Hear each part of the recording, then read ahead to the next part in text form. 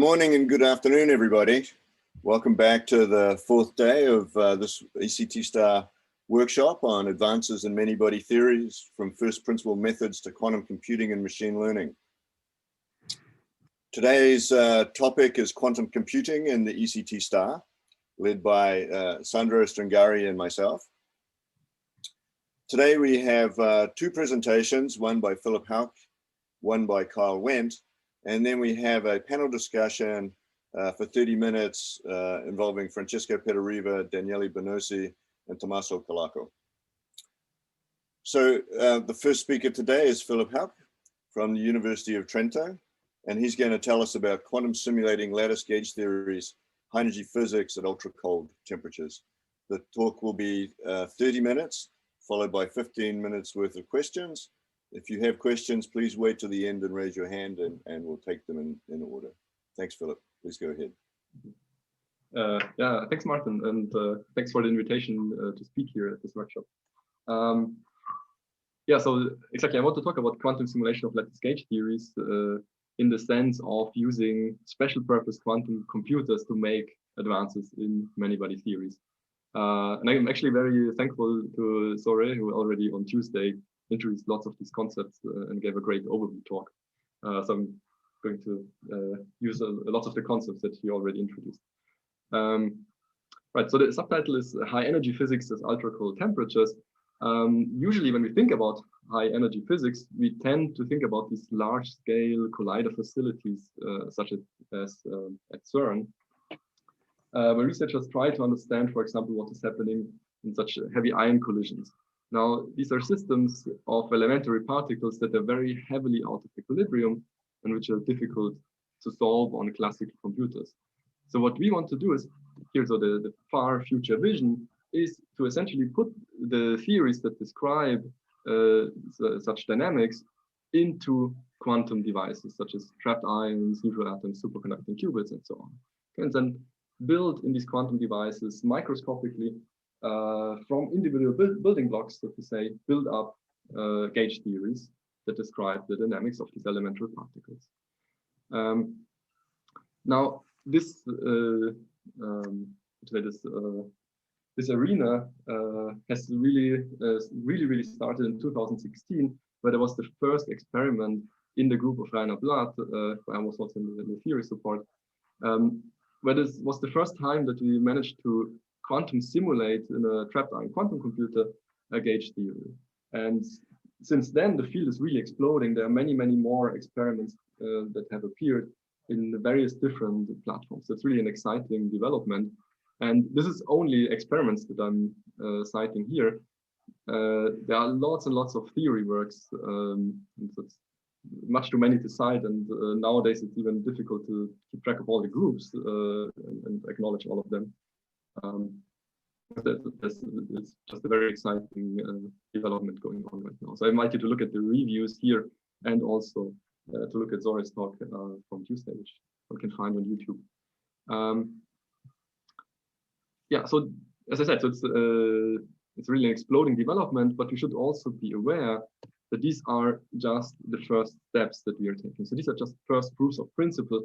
We are still quite far away from tackling such problems as here, which would require essentially solving quantum chromodynamics in 4 space-time dimensions. Okay, so this is still really a vision.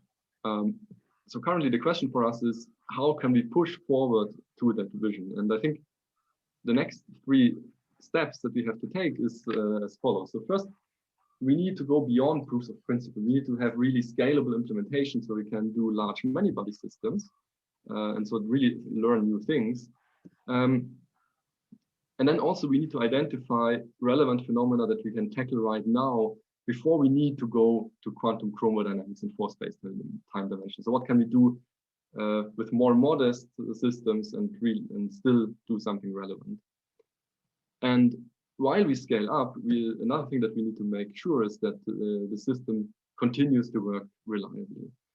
And so I want to order my talk, to organize my talk according to these 3 sort of next steps, and tell you what we have been doing in these 3 in the past year or so.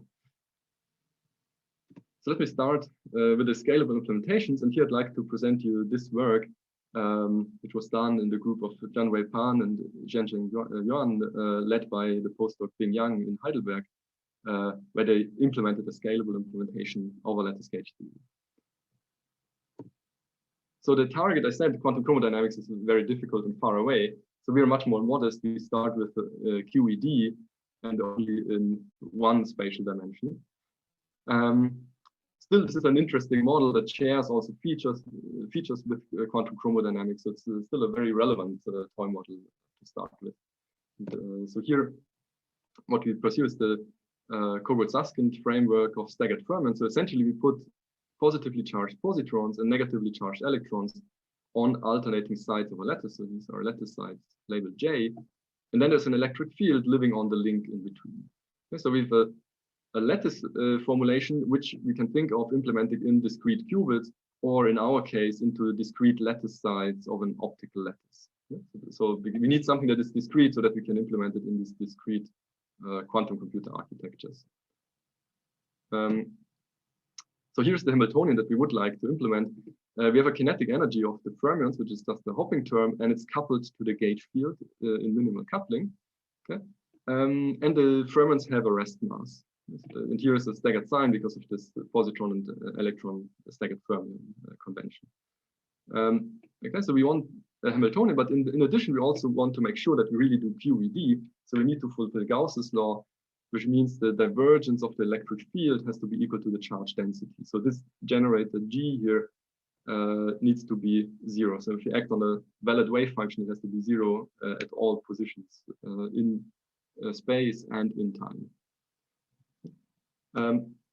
So we want this Hamiltonian because it couples these fermions to the gauge field, and this gives us lots of interesting phenomena.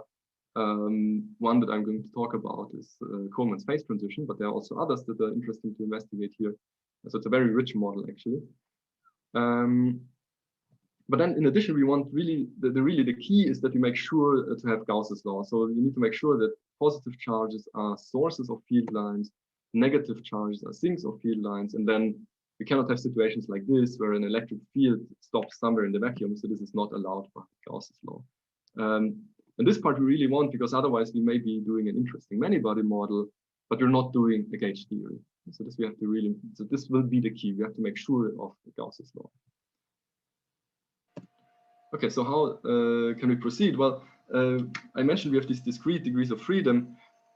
Here, in principle, we have a gauge field which is continuous, so we need to somehow take care of this.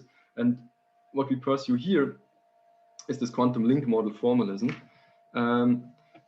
So there this is described very well in this review by Uwe and Wiese. Essentially, what one does is, in some way, one truncates the electric field, but in a very specific way. So we replace the electric field by an SZ spin operator. And so now the field can run from -s to +s.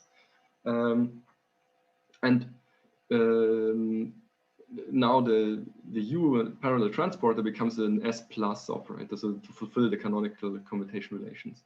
So this is a specific way. So okay, so this is the Hamiltonian that we want to do. We just replace here S+ and the SZ. So this is, so it's a specific way of replacing the electric field, and I think it's very similar to truncation schemes that also Martin and Zori, for example, and others are working on. But so Uwe Jens Wiese, for example, he states that this is not really a truncation of a gauge theory. It's of an electric field. It's a different type of theory, and actually one that, so to say, it's a larger class of theories. Okay, so because it has as a limiting point when you send the spin length to infinity, it recovers QED in a well-defined way, but it also allows for other representations of the spin, which go away from quantum electrodynamics. So in some sense, one could say it's a broader class of gauge theories where one limiting case is quantum electrodynamics. Okay, so it's a little bit philosophical how one wants to see it. But for us, what's important, it's still a U1 lattice gauge theory. So this is the important part. And it shares features and phenomena with quantum electrodynamics. Okay, so now this is the model that we want to implement. And what we have, or what this the group, this experiment led by Bing Yang, what they have is an optical lattice. Okay? So so how can we get this model into the optical lattice? Well, first of all, we need to take care, excuse me, somehow of 2 degrees of freedom of the fermions and of the gauge field. So we have, so first of all, we want to distinguish 2 different types of sites. So here I draw them as shallow and deep sites, and I call them A and B. So they are annihilation operators A and B. And then these shallow sites, they're going to represent the fermions, and these deep sites are going to represent the electric field. And now the, so to say, the resource that we have in this optical lattice is the Bose-Hubbard model. So what parts does this model have? Well, first of all, we have a chemical potential that can be different on different sites. So the lattice sites can be differently deep, which just is done by choosing 2 different lasers. Okay, so we can have a staggered chemical potential. Then the atoms can tunnel from one lattice site to another one. And finally, when 2 atoms meet on one site, they interact. So we can have so this interaction on the A sides and interactions on the B sides. Yeah. Now, this is the model that is fulfilled in the optical lattice. And right now, it doesn't look anything like the quantum link model that we do want to realize. Okay, so we have to make a couple of steps to reach from here to there. So let's see. First of all, this is a Bose-Hubbard model. Here we have fermions. But since we are in 1D, we can take easily care of the fermions just by making a Jordan-Wigner transformation. And then the occupation of fermions is mapped to the occupation of the bosons 0 and 1 on the level of the Hamiltonian. Okay, that's so far so good. But then we also have here this quantum spin. Now, if you go to the spin 1/2 representation, so the crudest electric field that you can imagine, electric field just can point to the left or to the right. So this can be negative or positive. It's an extremely coarse-grained electric field. But if we take that, then we just need 2 levels. And now we can represent these 2 levels by the occupations 0 and 2 of the B bosons on the deep sides. So now, and then the final thing that we're going to do is we make a staggered rotation just to get rid of this minus sign here and make everything, the model, homogeneous. So what we arrive at is then this model here, where the dagger has disappeared because of the staggered rotation. So now the hopping of a fermion plus flipping of field is now an annihilation of 2 neighboring metal bosons and going from 0 to 2 on the B bosons. Okay, so generating 2 B bosons. And the mass now is no longer staggered. Good, so this is the model that we want to implement. Let's look for a second what this process does actually, this one here. Okay, so let's start from a situation where we have all the meta sites occupied. So we map this to the situation where we have positrons, electron, positron, electron. Okay, and so it's a completely overscreened situation, and the electric field always points in opposite direction. So here the fields point in opposite direction because we have the staggered -1 rotation that I said before. So we interpret these an empty side in a staggered way here. So now let's apply this process. What happens is these 2 metal bosons will disappear, and here will appear, it will appear a doublon.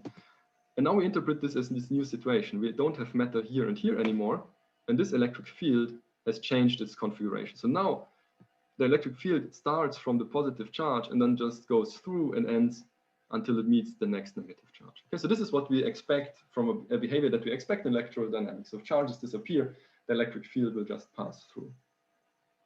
And so this is the process that we now need to do in the optical lattice. And the way how we can do this is in the following. So we can do this in second order perturbation theory. So one boson can tunnel down here, and then this is a deep side, so it will be an off resonant situation.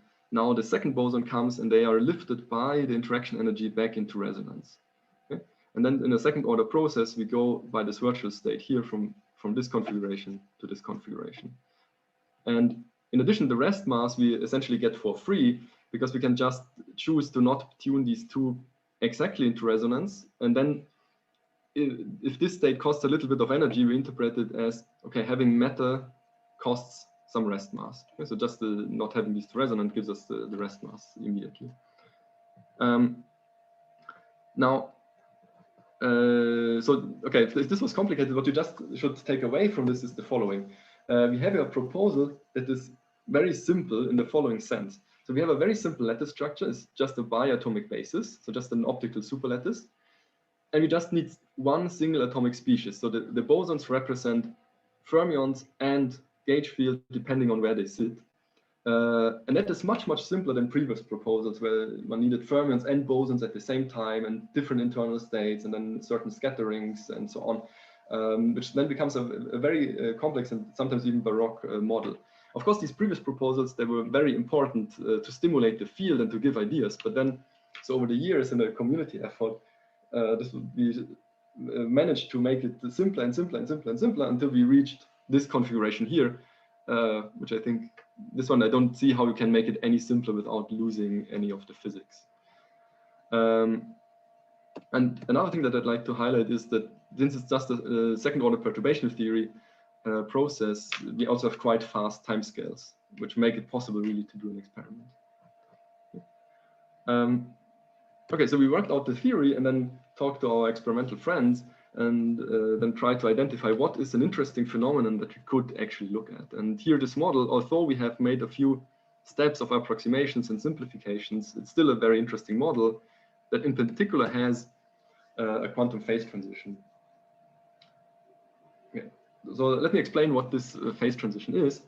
Okay, let's go back to this configuration here where we put bosons everywhere on the shallow sides. So we have an overscreened charge, system that is full of charges. Yeah? This is the ground state when you send the rest mass to -infinity. But now we can increase the rest mass. And when you get a very large positive rest mass, we don't want to have charges anymore. They just cost too much energy. So now this electron annihilates this positron and they disappear. And this happens everywhere. And then if we have a background field that comes in, it just passes through the system completely unhindered. By the way, by having this coarse-grained electric field with only minus or positive, it's essentially as if working at the background field of 1/2 of a quantum. One can interpret this as a topological theta angle of pi for those who know what this is. So it's essentially just now in this situation, the background field just passes through unhindered. Okay, but this is not everything that can happen, because this electron could also decide to annihilate this positron here. And then we essentially go to this configuration where there sits a positive boundary charge. The field goes through like this until it meets the negative boundary charge. And these two configurations, they are completely equivalent and are distinguished only by a boundary effect. So in the thermodynamic limit, they become degenerate, which means that as we tune the mass from negative to positive, we reach a quantum critical point somewhere in between, and then have a quantum phase transition. So now in the experiment, so first we thought, okay, so let's try to do a proof of principle, just a couple of lattice sites, and let's see. But then the experimentalists, they said, no, we really immediately do it on a large lattice, which was quite amazing. So they immediately proceeded to 71 lattice sites, which is very large for a quantum simulator, and then tuned the rest mass just by tuning the depth of the deep sites relative to the interactions, such that they really can go through the phase transition from minus large negative to large positive values. And yeah, so here's the result. So they tune now slowly through the phase transition. Here we're going to see the matter density. So we start at 1 in this configuration. So charges are everywhere. And then as we increase the time, this will go down in some way. And at the same time, we're going to see that doublons appear, which correspond to these flipped electric fields. So we also look at the mean doublon number. And so this is the result. The data indeed goes down, and the DMRG calculations agree quite well with the observed data. So indeed, we now have a many-body system where we can start investigating quantum phase transitions in these gauge theories. But well, now one can play devil's advocate and say, well, okay, yes, you see some sort of a phase transition maybe, but there are many systems that have phase transitions. So how do we actually know that this is a gauge theory? And that's, of course, a very valid and important question in our context. So what they did in this experiment, they wanted to certify also the Gauss's law, which means in this coarse-grained electric field, we can have, the Gauss's law only allows 3 configurations, essentially. So either there's a charge and then the corresponding field lines, or the field just passes through an empty site in 2 opposite directions.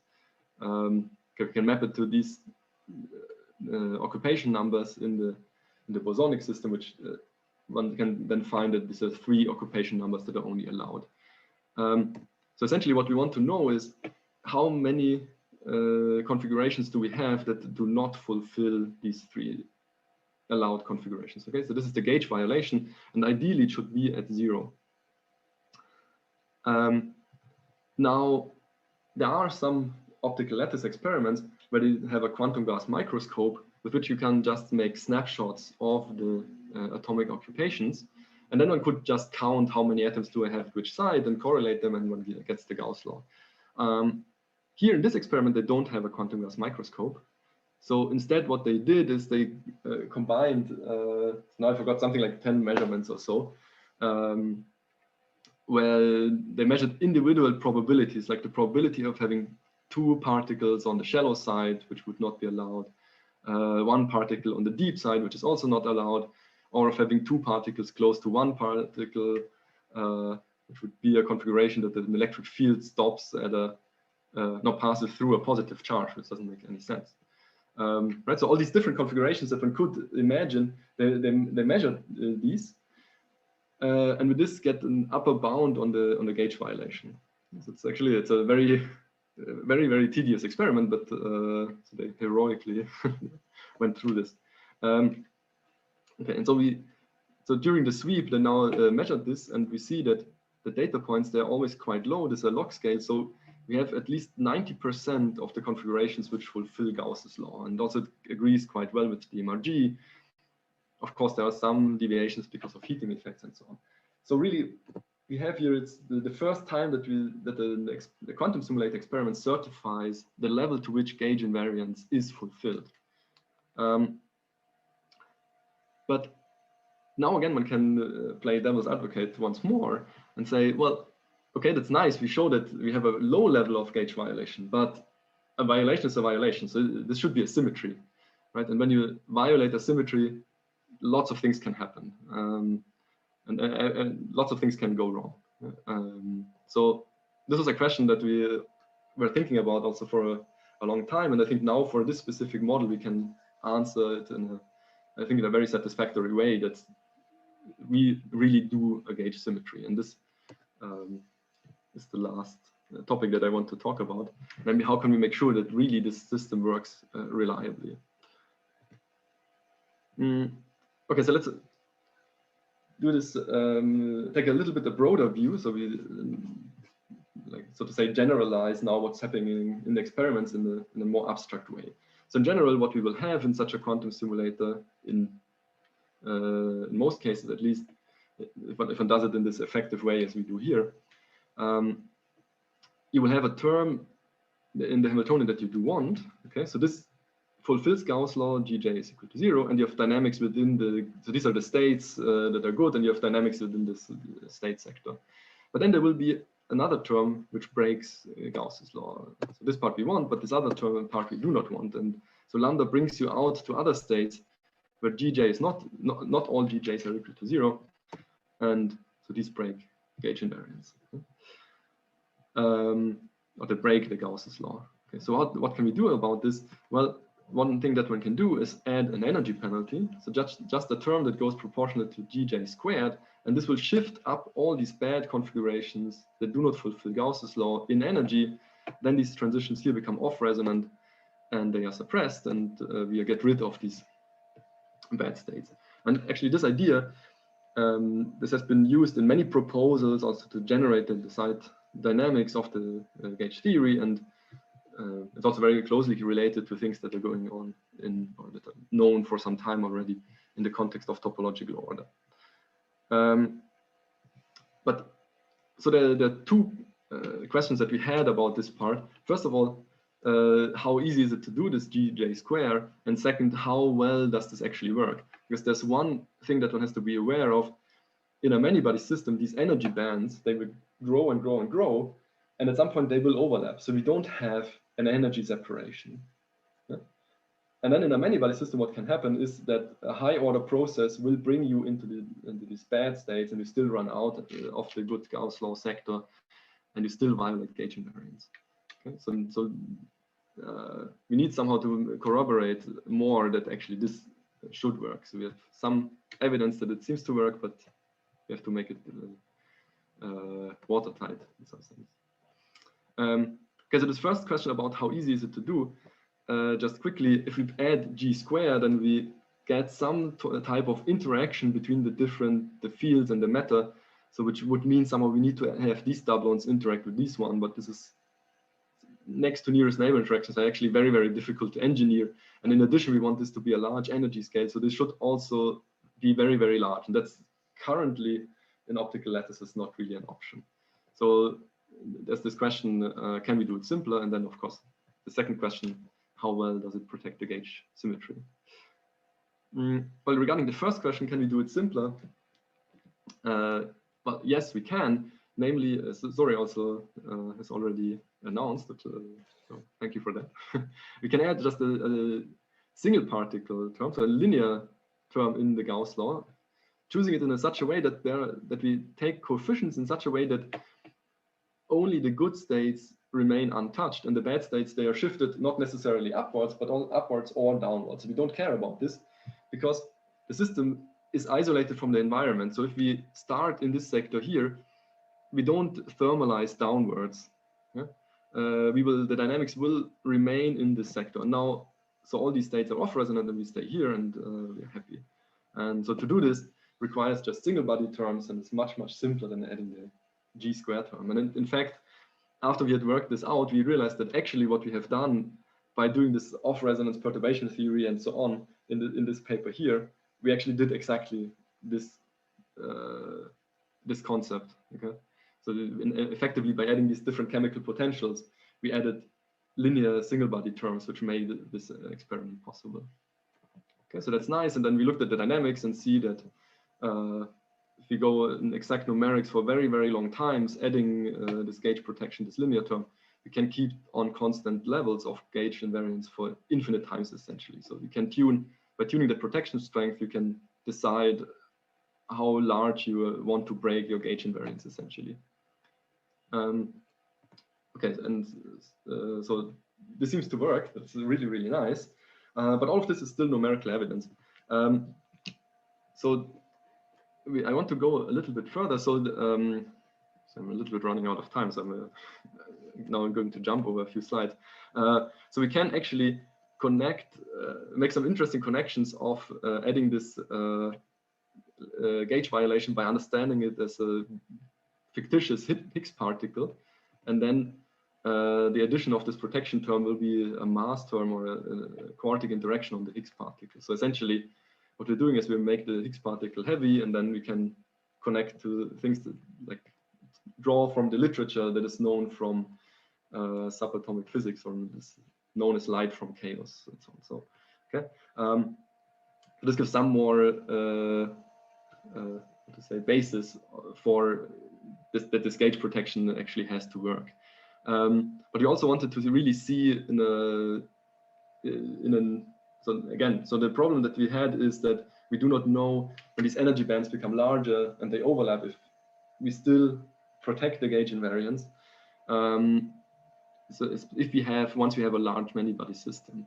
So what we did here in this paper, we tried to address this question by doing infinite MPS calculations. So these are tensor networks that work in the thermodynamic limit.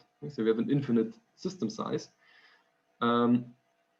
And so I wanted to see, does this gauge protection work? So what we have now is we add a small gauge protection of 2 in terms of the tunneling, the fermion hopping, and tune here the gauge breaking, whereas down here there's the fermion rest mass. So here is the critical point that we just analyzed. And so let's first look at the Gauss violation. So how many of these GJ are not equal to 0, essentially. So this is what we get. So we increase in some way, and okay, so here maybe something is happening, but well, so it seems that, okay, Gauss law immediately goes away, even if we have protection. So maybe this is no longer a gauge theory. But now let's see what happens to this phase transition.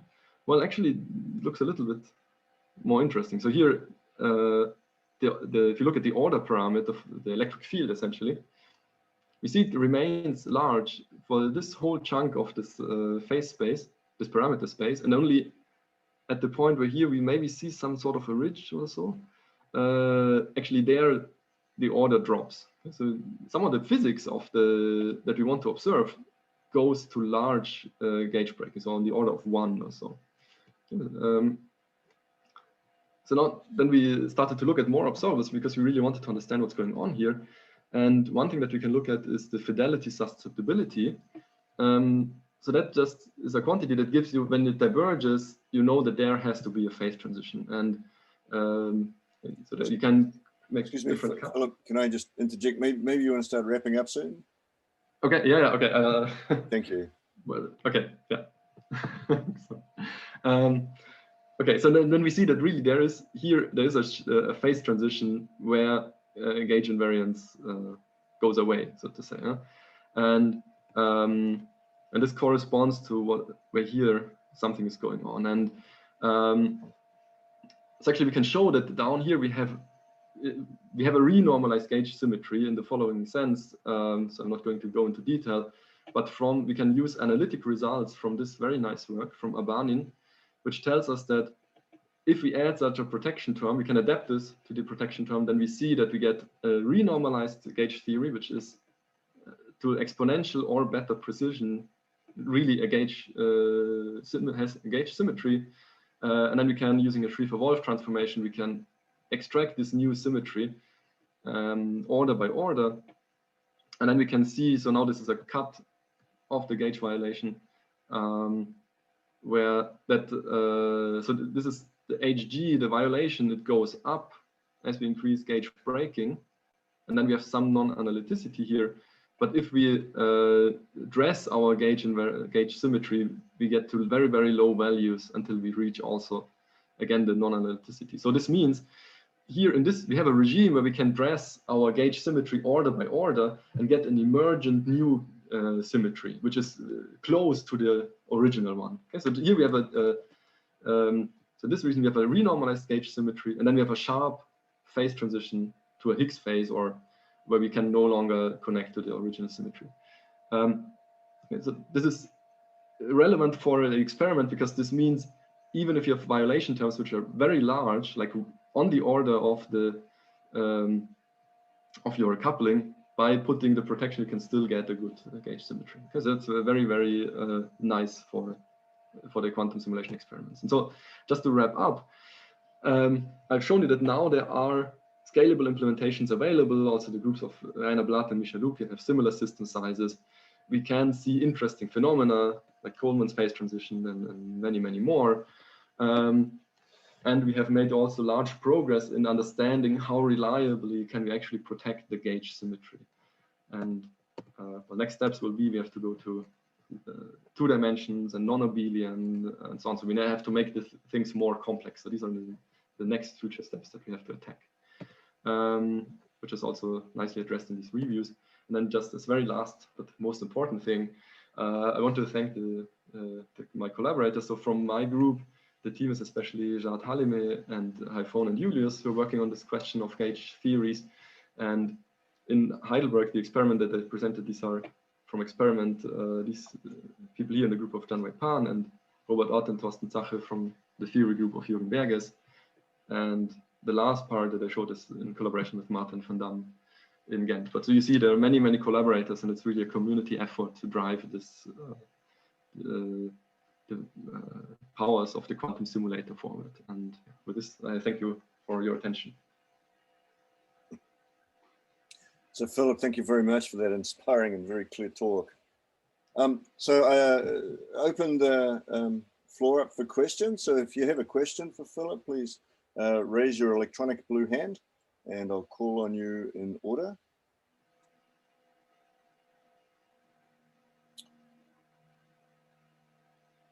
Okay.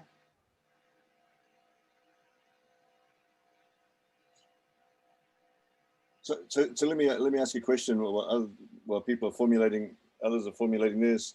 So for the very next step, right? So particularly for implementing, you know, the gauge symmetries, the very next step on, say, hardware in the next 1 to 2 years, what are the critical developments that have to happen to really get to where we want to go, in your opinion?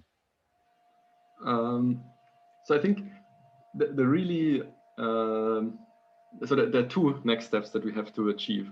Right now, most implementations do only abelian theories. I mean, you have one in non-abelian, but I don't know many of these.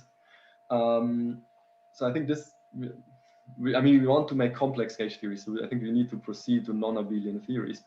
And the other thing is, again, most implementations work in one spatial dimension, which is nice to start, and you can do great benchmarks. You can compare to tensor networks. You can check whether what you're doing is actually correct. So it's a very important stage for quantum simulation that we're going through. But it's just, so to say, the benchmark stage. So going to higher dimensions where classical algorithms have really problems, this will be, I think, the next big thing that we also have to achieve.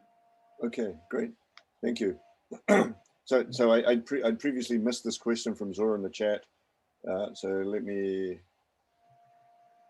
the scheme you introduced only works for coherent errors, is that right? And do you have any insight on possible ways to protect gauge symmetry from decoherence? So this is from Zora Daboudi. Yeah, that's a very, very good question. And the answer, so the first part is yes, and the second is no. So this scheme that I introduced works only for coherent errors, that is right. I believe it also works against slowly changing noise, at least over some time scales.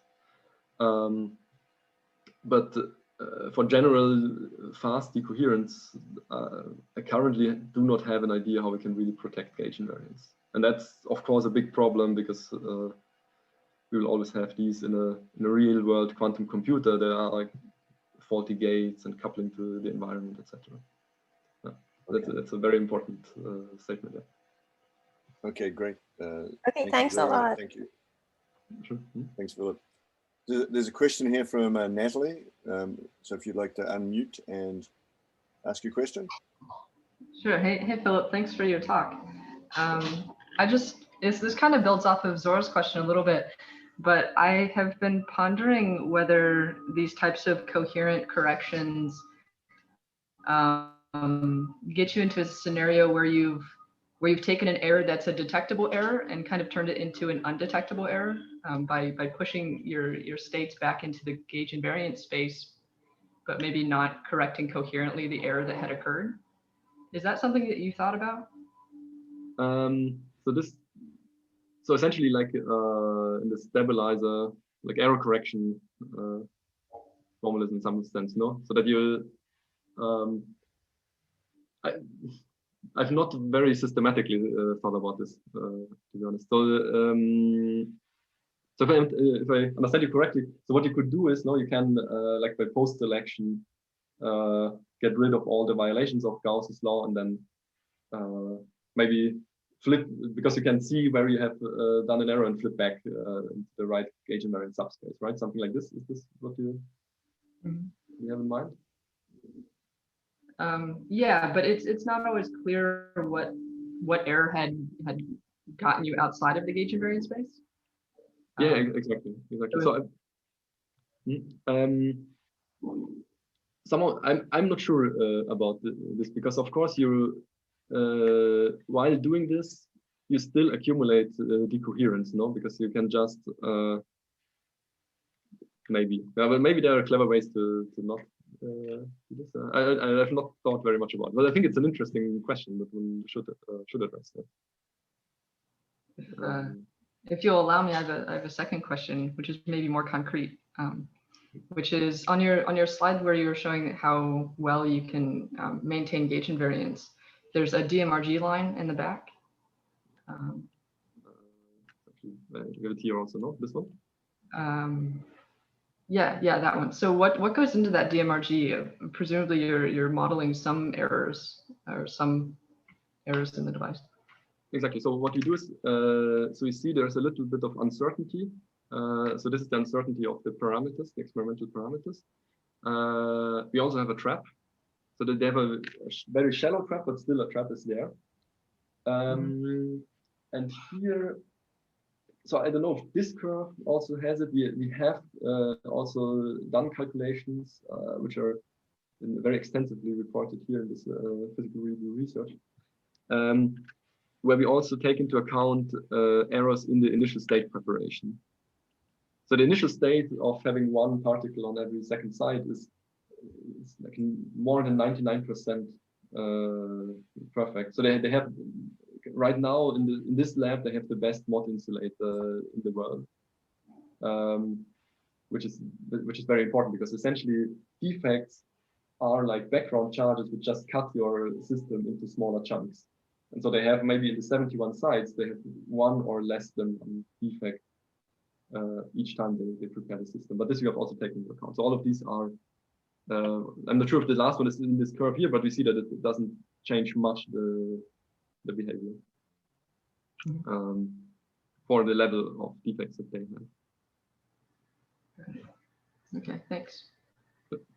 So maybe I can also make one more comment on this one here. So we see that initially the gauge violation goes up and then it goes down again. So and this shows us that this gauge breaking actually is a controlled thing. So here it's mostly caused by, because in the second order process, we have one particle on the deep side that we do not want, and then the second particle comes. And so most of this violation here is simply due to this virtual state that is virtually excited. And then this means that as we go through resonance, there will be more or less population in this virtual state. So as the population goes up, we have more violation, and then we can controllably tune this down, this population, and go down again. So this shows us also that really most of the gauge violation is really controlled. But that's what's seen in the DMRG, not necessarily from the experimental data. Exactly. Yes. So the experiment, of course, then has additional heating. So in the mean, I don't know if you want within the error bars, it goes steadily up. So that is increasing errors. Yeah.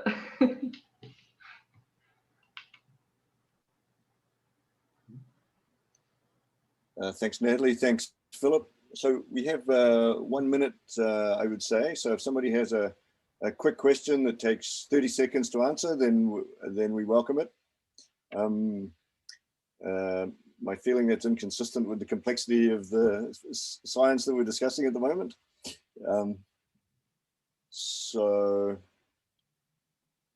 There's nothing in the chat that I see, and I don't see anybody with a raised hand.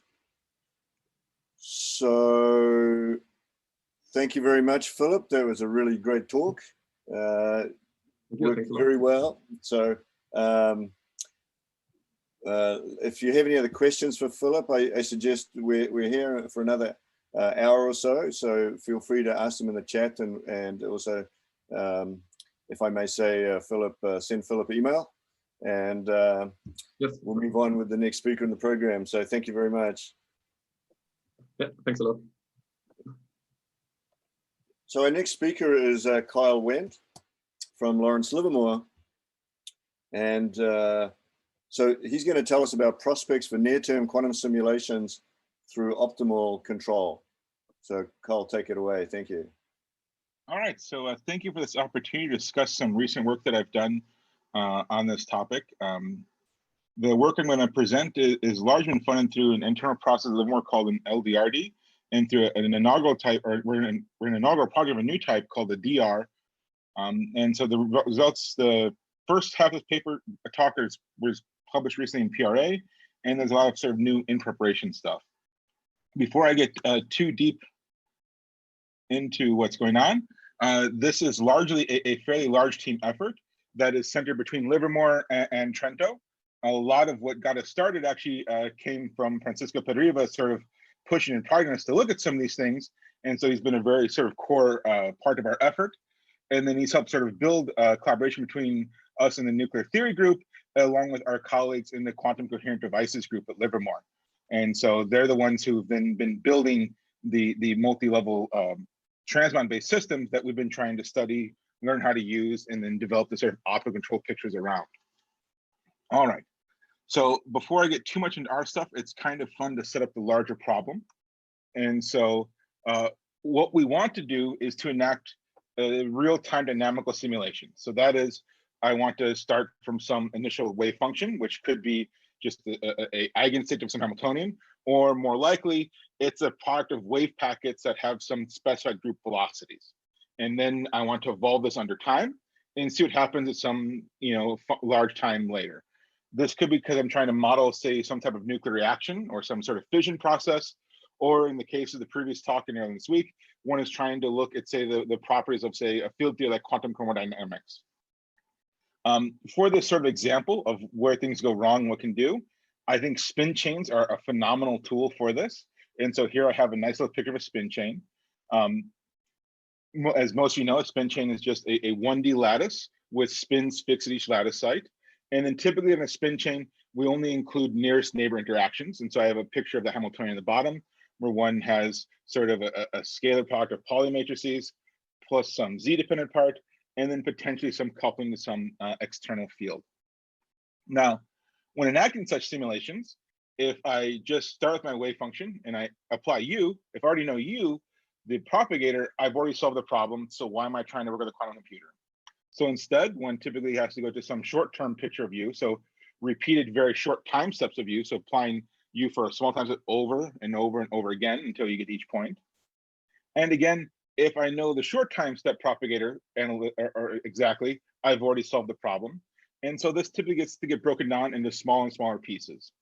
In the case of the spin chain, it's very easy to break this down into 1 and 2 body propagators. And in this case here, because it's spins, they end up being 1 and 2 qubit gates. And so I have a picture on the right from Adam Smith et al. From published in Quantum Information last year, where they're looking at doing a spin chain like this on one of the IBM machines. And they start off in some initial state, and then the black line represents the exact diagonalization. So spin chains are fairly simple, so you can solve them exactly. Then they do this type of breaking apart of the 1 and 2 body propagators, so a Trotter decomposition. And they choose a fairly large time step because they want to minimize the time steps of the simulation, so you minimize the quantum noise, but not so much that you have a huge Trotter noise. And that is the gray line that they are presenting in this figure And then they run this on an IBM quantum computer. And they did this 2 different ways, and the difference isn't particularly important to this talk, but they start off, they've done nothing, everything's okay. They take 1 time step, things are kind of bad, and they take more time steps and things are disastrous. In a very short time, and in just a few time steps, they've gone from having some sort of signal that looks like their physics to basically white noise. And the origin of this is sort of twofold, but it is largely dominated in the early stage of the simulation by the fact that if you look inside, say, these 2 qubit propagators, each of these has 3 different entangling gates, in particular CNOT gates.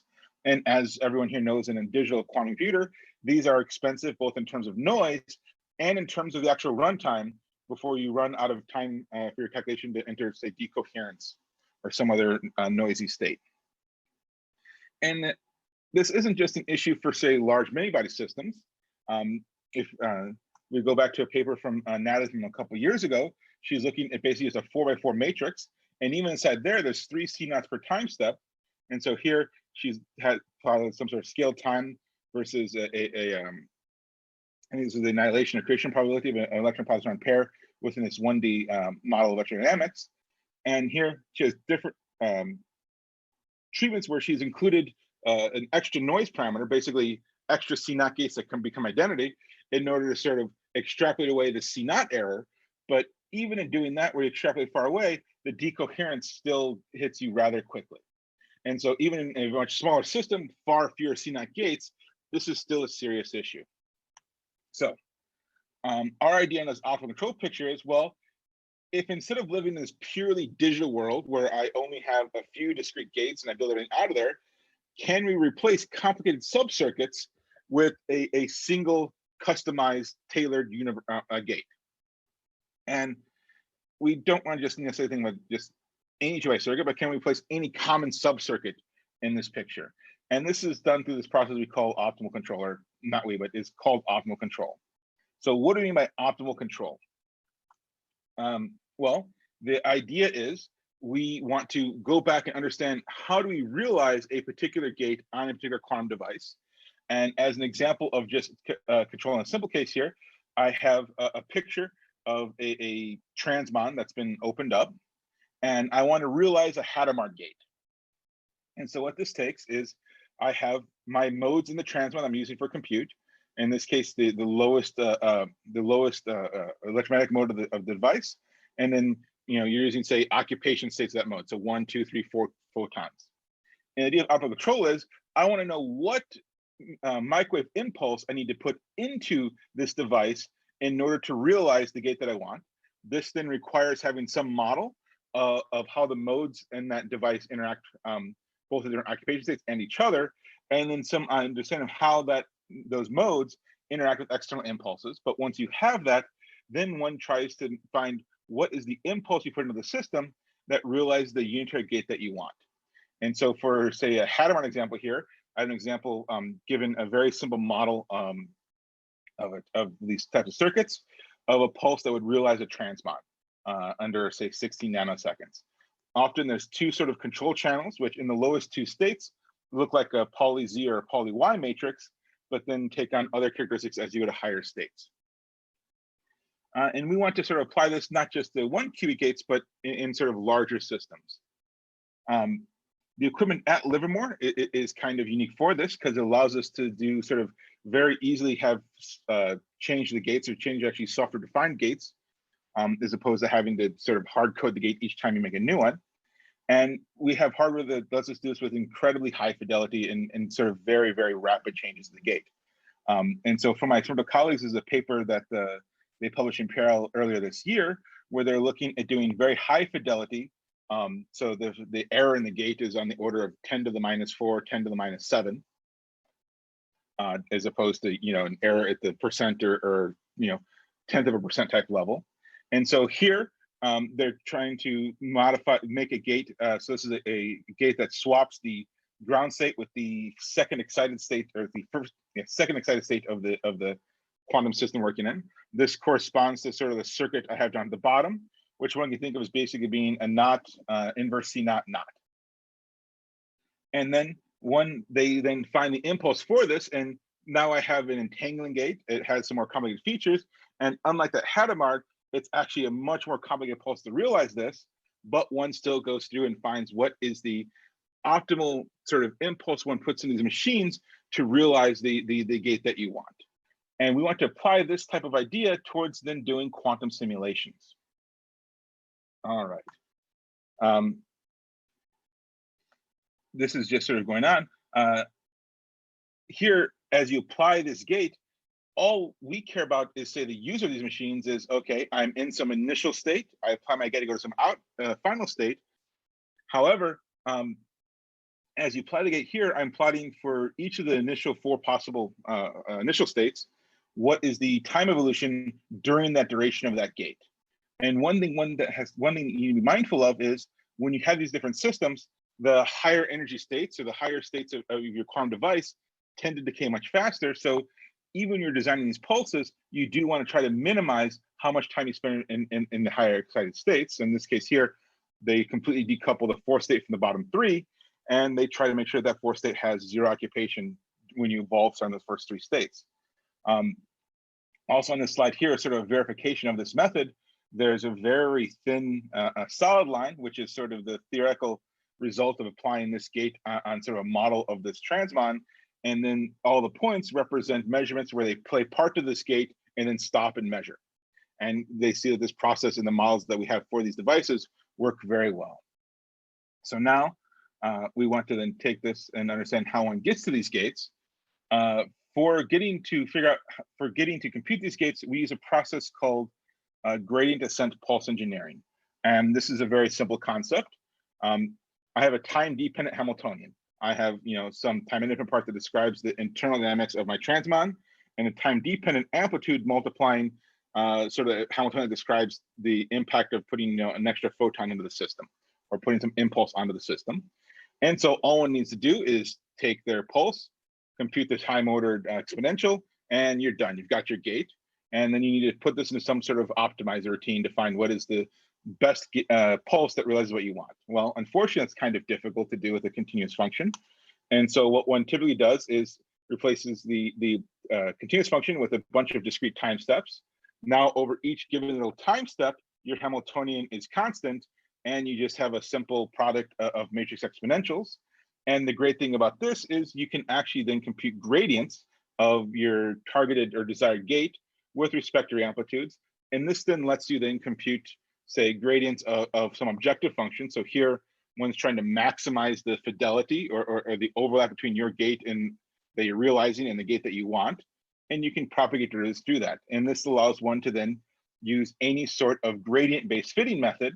And when you have a pulse and you have, say, hundreds of thousands of time steps, and you have anywhere from 2 to 4 control channels, you end up having thousands of parameters, and being able to have gradients accelerate your fitting process is rather critical. And this is the process that we use in order to find what gate realizes the particular unitary transformation that we want. All right. So let's start getting into the actual nuclear physics of what we wanted to do. So this is a paper that we put out a couple years ago, and a couple months ago. It's very early here. And so here we're looking at basically taking a nuclear Hamiltonian. In this case, it was a local chiral EFT Hamiltonian, taken it at leading order.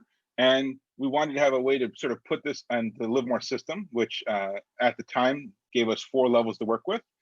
And so that basically meant we fixed the spatial coordinates, and we're just looking at sort of the residual spin Hamiltonian. Now, the Livermore system is not really 2 qubits that are coupled. Instead, we're working with a 4-level transmon. So I have 4 occupation states of some transmon. And so then we just need to map our, say, 4 neutron spin states into that space. And so one does so in the simplest and naivest way you can, just counting upward. And then this gives us a basis in which to embed our short time propagator. In this example, we chose a time step that's on the order of about a third of an inverse MEV. And this was just chosen more or less arbitrarily, but just to keep most of the products of the eigenvalues of delta t times h between 0 and 2 pi, when modulo 2 pi. And then one solves these equations, and you get an optimized control pulse that if I play this pulse onto the Livermore device, I then realize my nuclear short-term propagator. Now, one thing one starts to notice, I started from this Hadamard gate, which was this very simple, short, smooth pulse. Then in that thing that looks kind of like a C-naught, but is a little more complicated, there's a slightly more complicated pulse, but it's still not that complicated. And now for this nuclear gate where I have some dense unitary operator, I have a very sort of dense, complicated pulse. And so these pulses start becoming more and more complicated. And this means it takes more and more precise hardware in order to realize such gates. But this hardware is becoming more and more commonplace, and there's many companies producing this for control devices today. So this is something that is tenable. All right, so now I have some way to apply my nuclear Hamiltonian onto some quantum device, and we want to sort of understand what happens when we do that. And so the next thing to do is simulate our pulse on some device.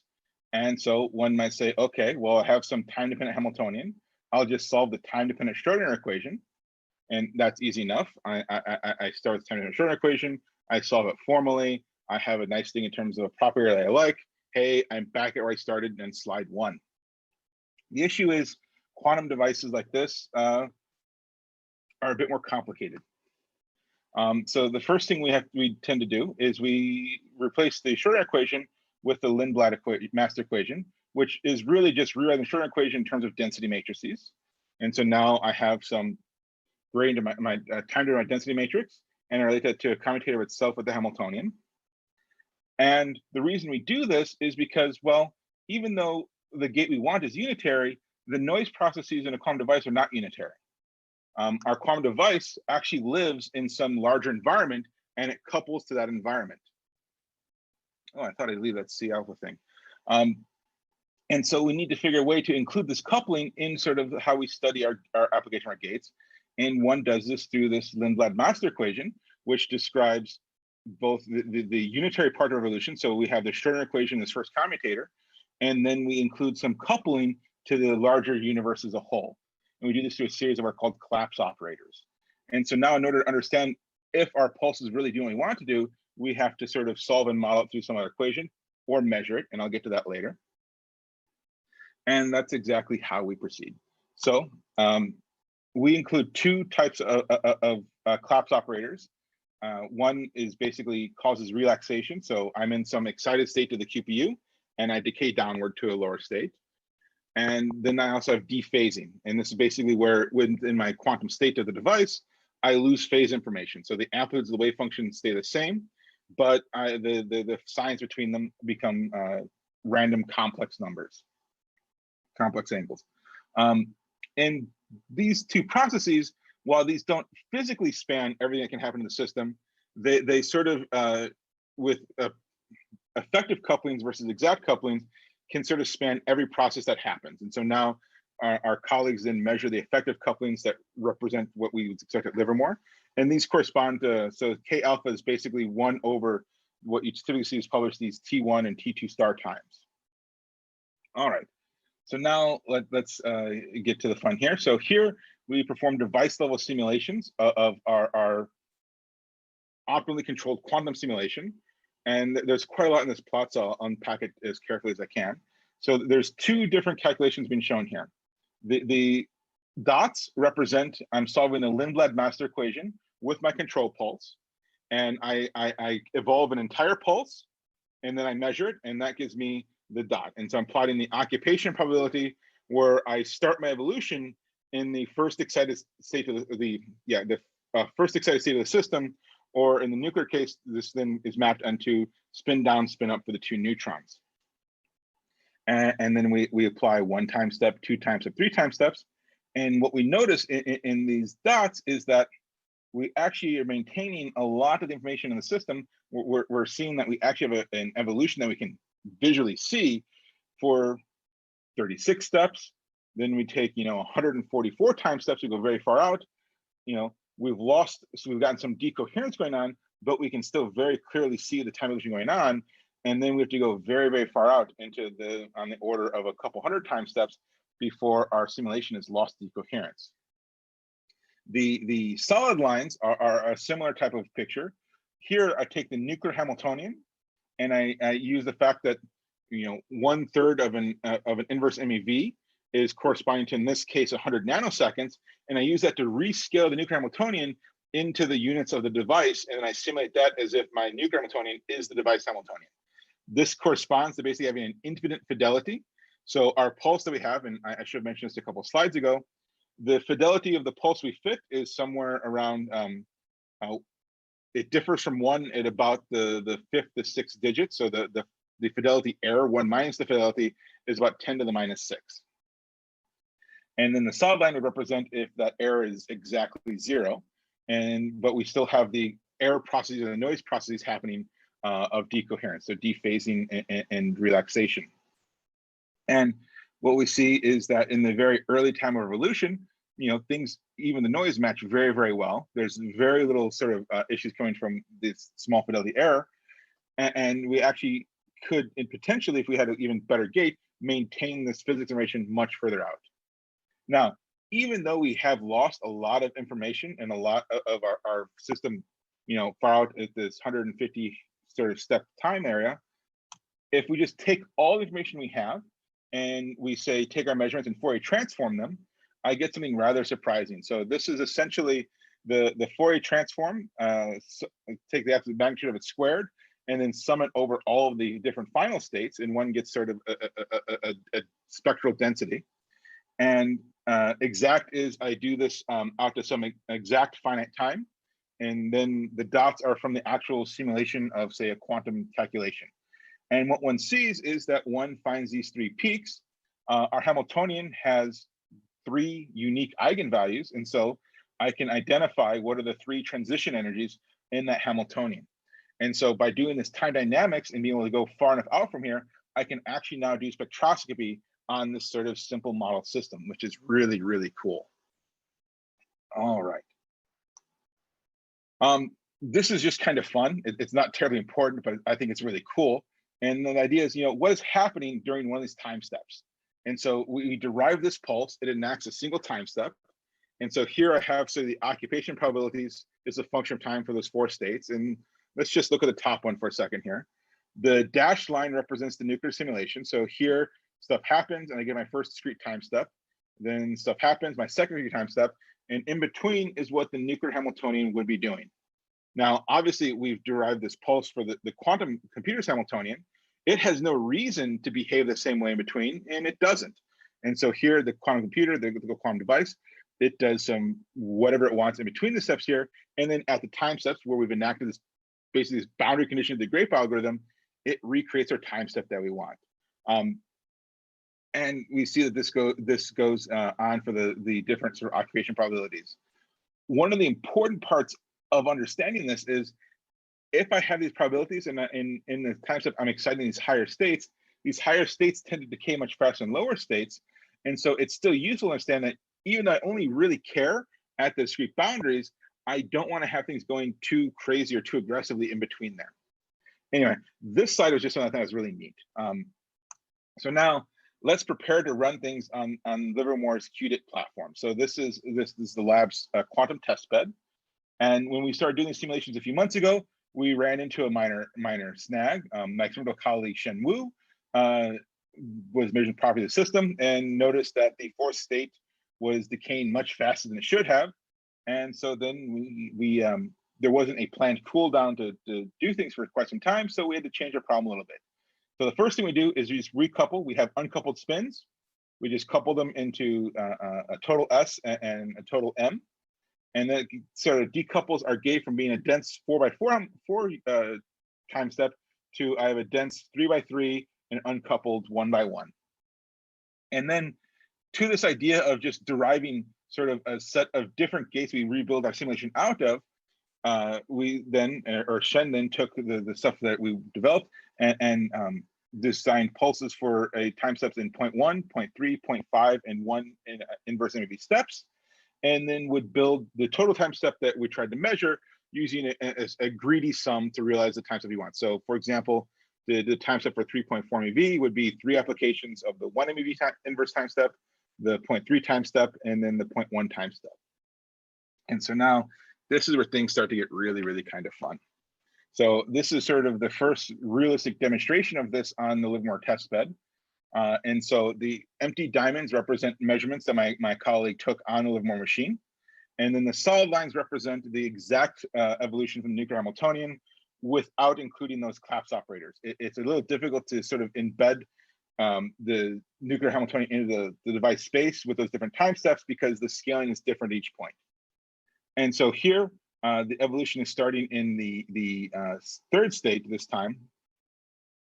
And what we see is we actually pretty closely reproduce the exact noiseless evolution out to an enormous number of time steps within this approach, which is just absolutely really, really awesome. And we're even, we're starting in this 3rd excited state, which, being the second state being higher than the 1st state, it decays much faster. But we're still getting a lot of really nice high fidelity evolution out of this. And so this is actually, the fact that we're out here at 280 time steps and it's still is very closely matching the exact evolution is just, we thought is absolutely phenomenal. And we're getting ready to get these results out and peer reviewed. So Again, I showed this fun thing with spectroscopy earlier. So let's do that again. Let's take all this data out to 500 time steps and Fourier transform it. And this is what we get. And now in this case, in this sort of 3x3 subspace, there's two eigenvalues, but one of them is degenerate, so it appears twice. So if I look at a Fourier transform of this, I only expect one peak. And we see that peak, and it corresponds to exactly the difference in those two eigenvalues.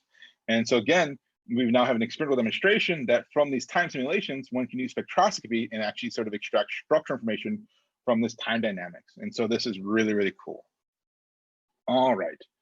So I started this talk off because what we want to do ultimately is a many body type simulation.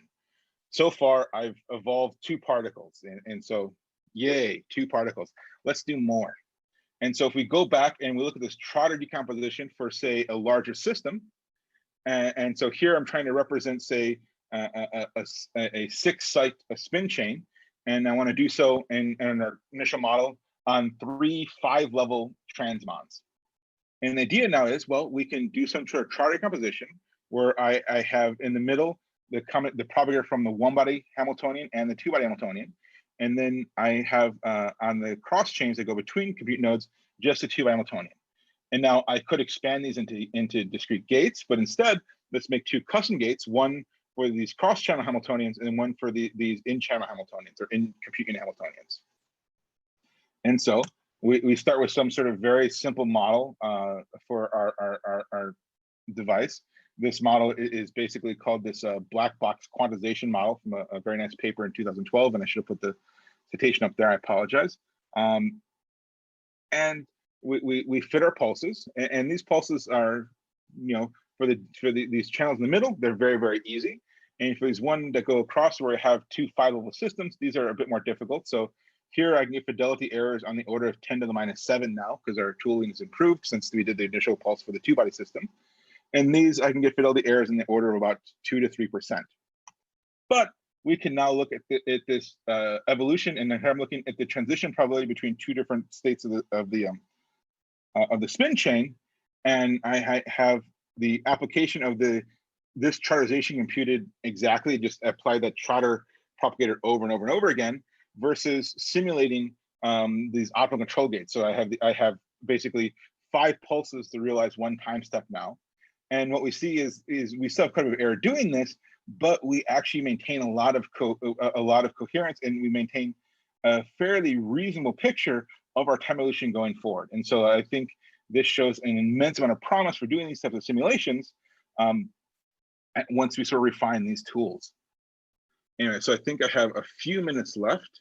Yes. All right. So this workshop also wanted to talk some machine learning stuff. And so Francisco asked me to talk about some of our machine learning stuff, and then also some of the stuff that the students in our group are working on. So I'll start with some stuff that's closer to the stuff I've done, these pulse fitting. And one thing that is important to note, these optical protocols are not unique. And they're very, very much not unique.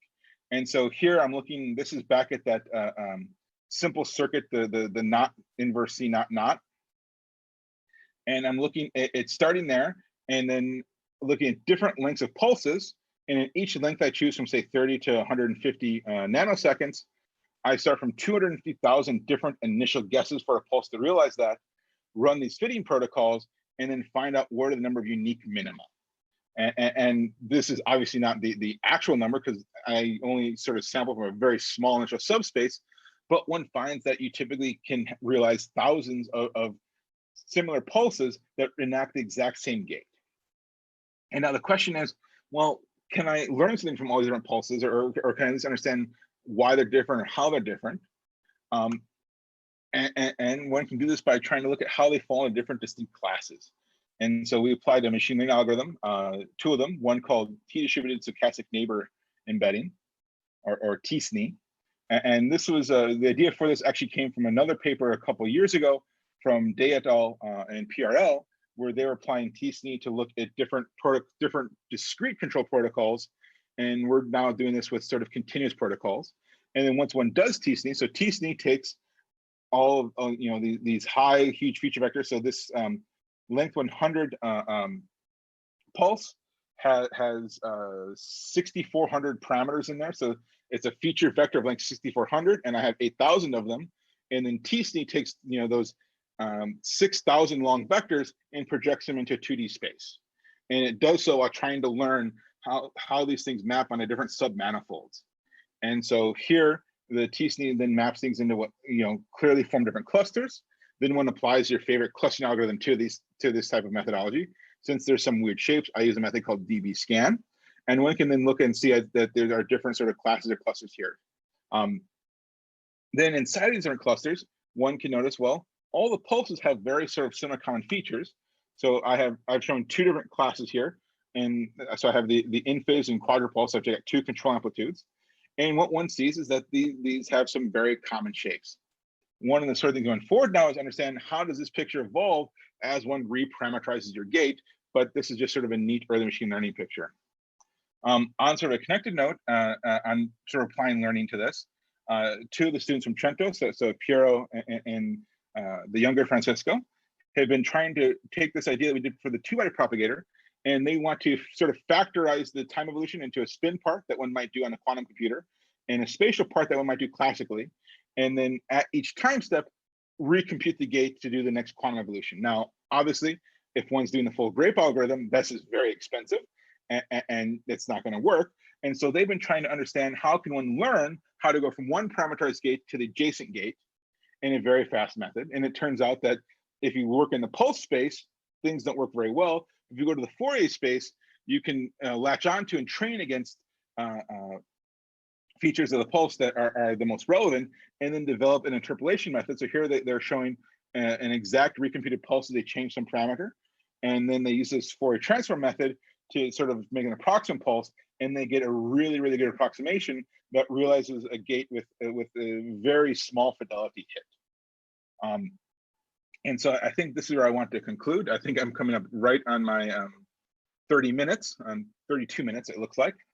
And so thank you for your attention. So Carl, thank you very, very much. This is a really interesting project. I have to say that I've liked it from the beginning, and it keeps impressing. So thanks for the great presentation. Thank you, Martin. So I'd like to open up the floor for questions, please, the virtual floor. So if you have a question, please raise your blue hand and I'll call on you, or you can write it in the chat.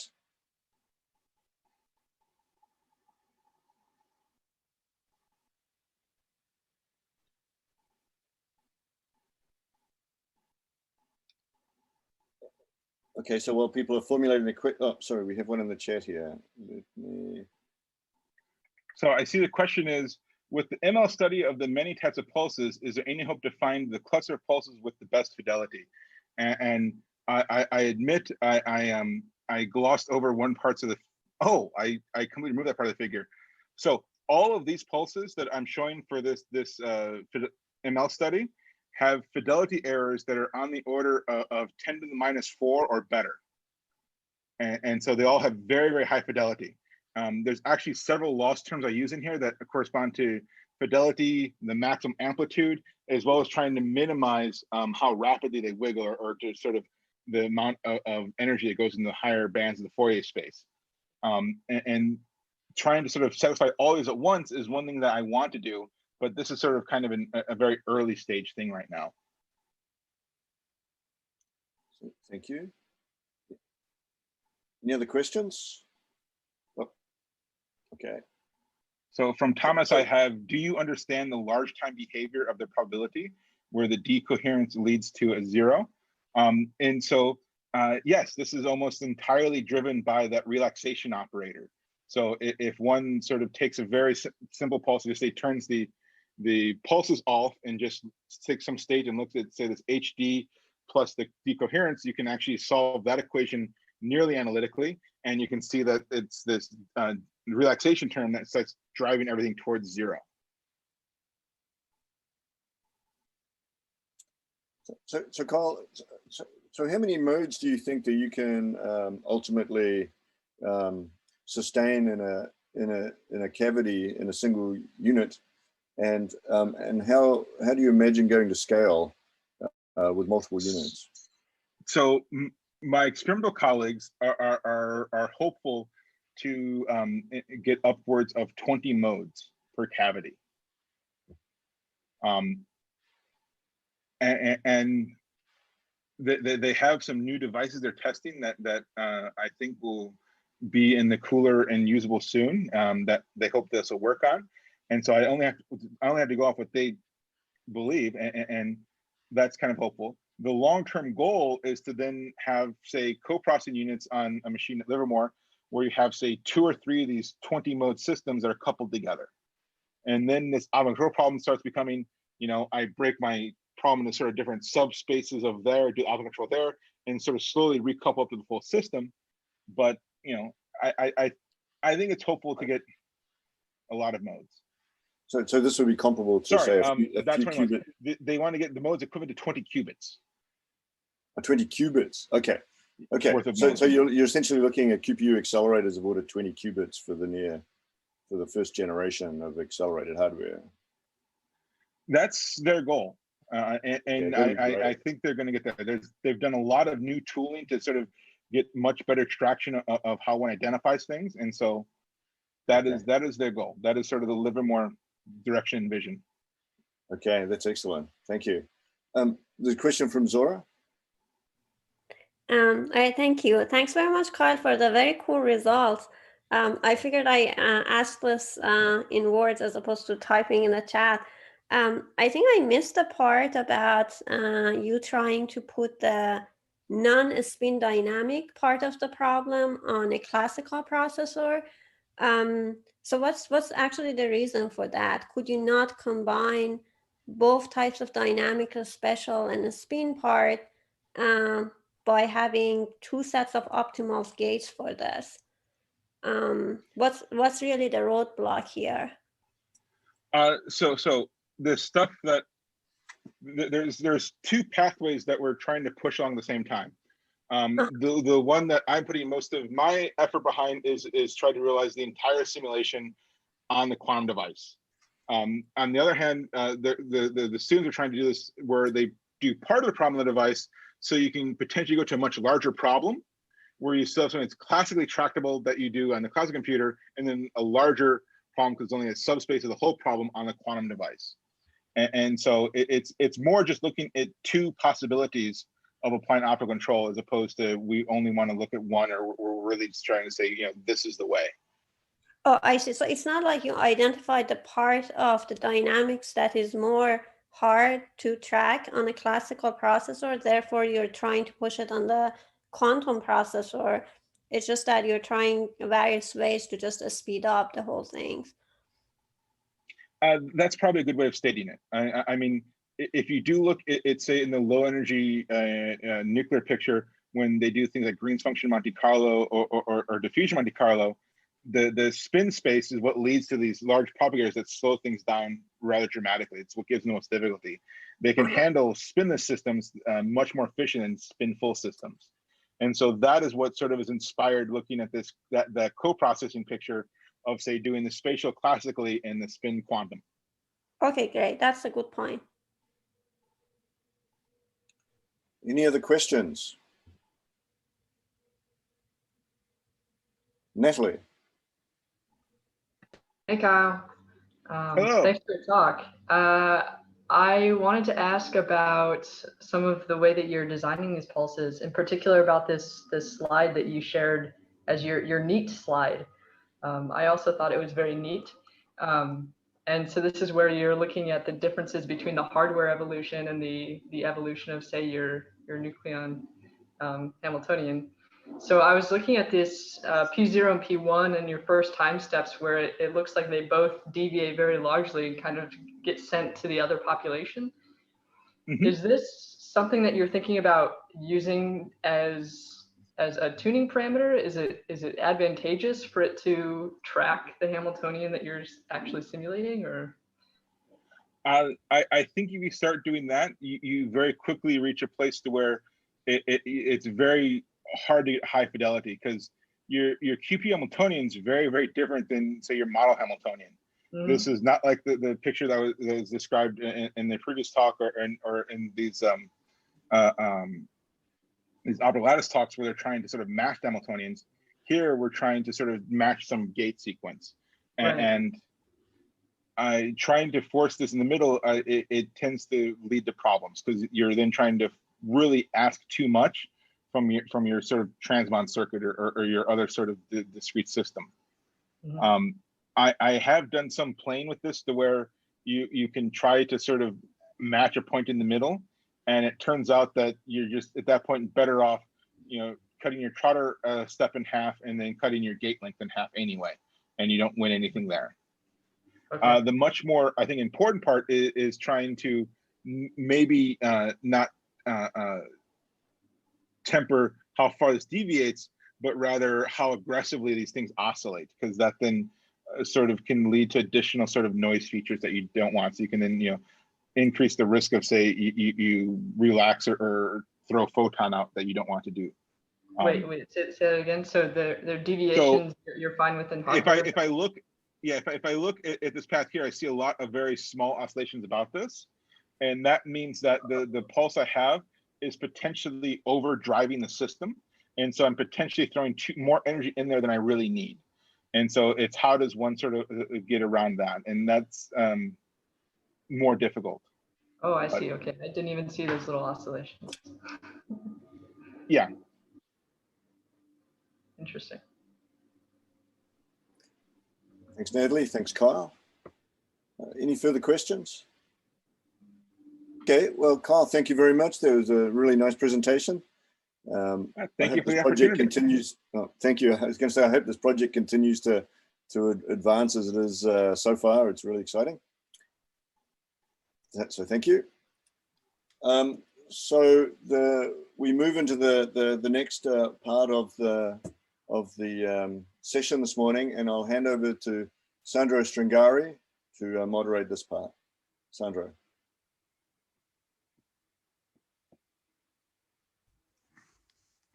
Sandro, hi. Okay, yes, I am. Do you hear me? Yes, very well. Okay, very good. So we agreed that I would moderate this session, this last session, which is more difficult to chair than the other ones, because we have 3 speakers in half an hour, and so it will be very hard to confine in time the presentations of Francesco Pederiva, Daniele Binosi, and Tommaso Calarco. So the subject of this roundtable is the role of the European Quantum Flagship and the European Center for Theoretical Research in Nuclear Physics and related areas. I think this is a very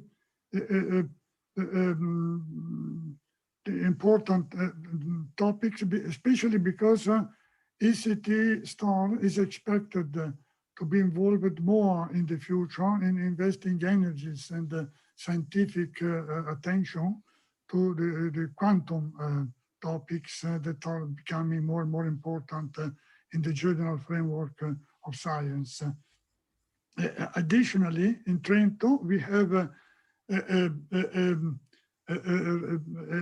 recently new initiative devoted to quantum science and technologies. This is called the QATN, and this can provide new links for interdisciplinary purposes involving different scientific communities. And so I would like to invite the speakers to focus on these new possibilities that in some sense Trento can provide in the future in the direction of quantum simulations, quantum computing, and quantum everything. So I propose that every speaker will say a few things in 5 minutes each. And so after the 15 minutes, we can have we can open some questions from the audience, and then a second short round from the 3 speakers. So Francesco, you could start, please.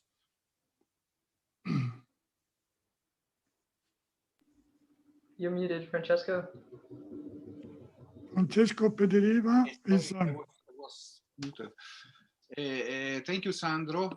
But since the time is really short and tight, and we should wrap up by 6, Actually, I think that there will be Daniele Binuzzi who is going to give a presentation which is short and comprehensive of all what we would have said.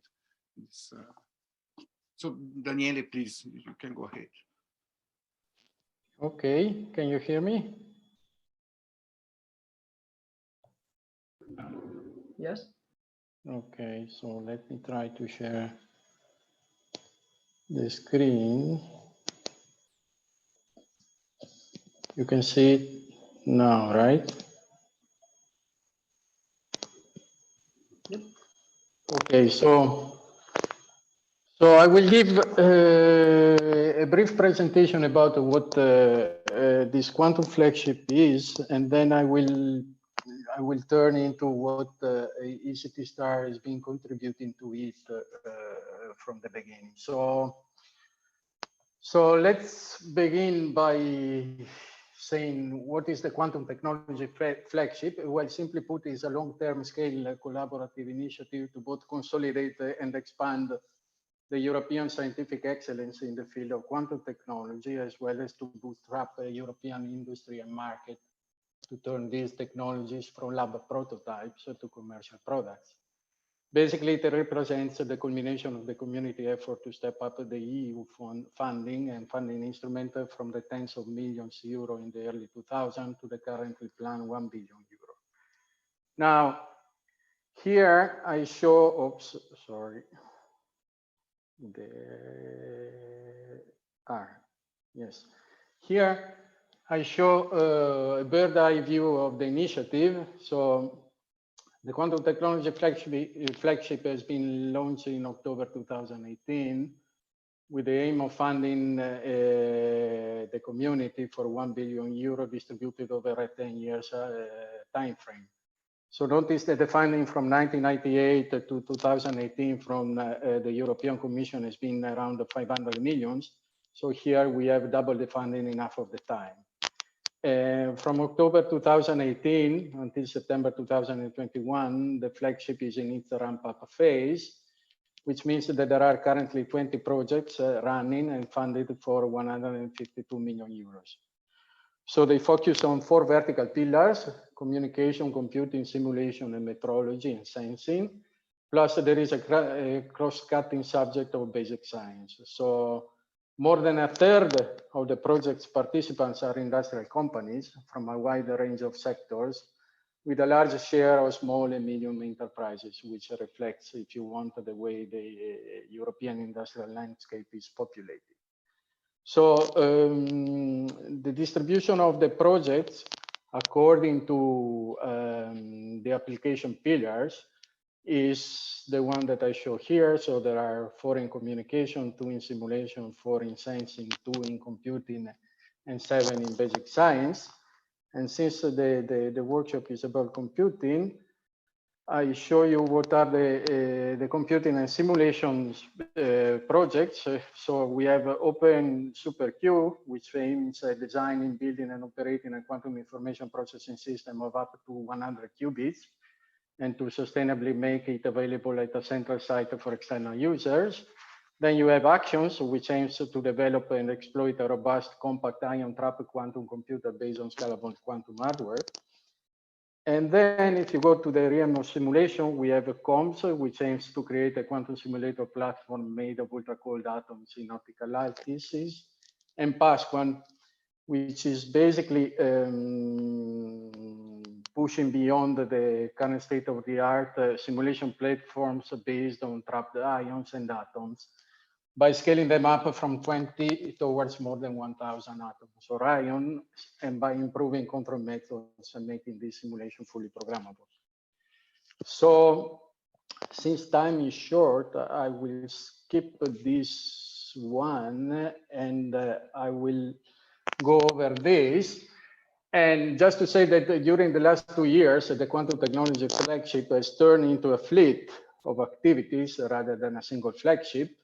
And on top of this thing here, which is called Quantera, which is an initiative, which is a network of 32 organizations from 27 countries supporting international research projects in the quantum technology area. We have also two large infrastructure coming, and which goes towards the main subject of this panel here. One is this European quantum communication infrastructure, which has the aim to build a quantum secure communication link distributing quantum secure keys across Europe. And in the longer term, this infrastructure will accommodate functionalities such as digital signature, authentication, and secret chain scheme, for example, e-voting. And EuroQCI will therefore ultimately evolve into a quantum internet linking quantum processors and sensors and enabling European-wide distributed quantum communication and computing capabilities. And as far as today, there are 20 member states which have entered the consortium here. And then there is the next one, which is this European quantum computing and simulation infrastructure, which is aiming at maintaining and operating a user facility for remote user access to quantum computation and simulation hardware through a network-based approach. So in this case, the access to this infrastructure would be built in an evolution through classical quantum simulation hardware in high-performance computing systems, where quantum software developers could run their algorithms and simulation of quantum hardware, while access to real devices is being developed and set up.